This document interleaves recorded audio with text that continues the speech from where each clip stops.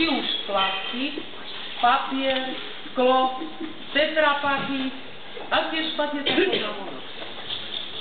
Proste, alebo kovové obaly. Vidíte, že plastik, toto sú tzv. Pesky fľaše, naši ľudia triedia podľa farieb, dokonca ešte triedíme i podľa čistoty. Snažíme sa využiť maximálnu vyťaženosť, aby sme mali maximálne vyťažené plasty a aby sme mali aj maximálnu kvalitu pre našich odberateľov. Ak by sa stalo, že by odberateľ nebol spokojný s našou prácou, tak ona môže tie plasty reklamovať. Videli ste, že tam boli v tom kontajneri veľmi znečistené plasty a z znečistených plastov sa snažíme ešte čo najviacej proste ako vyťažiť, aby sme mali proste čo najviacej vytriedených plastov alebo skla.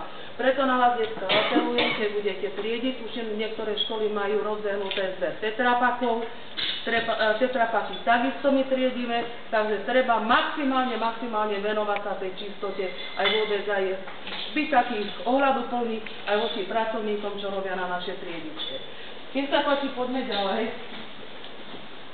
Pozrite sa na tetrapaky a takisto vidíte, že tie tetrapaky niektorí ľudia jednoducho proste ich zahodí, ušpinia sa, ale ešte aj tak proste sa snažíme tiež špinavé tetrapaky proste ako vytriediť.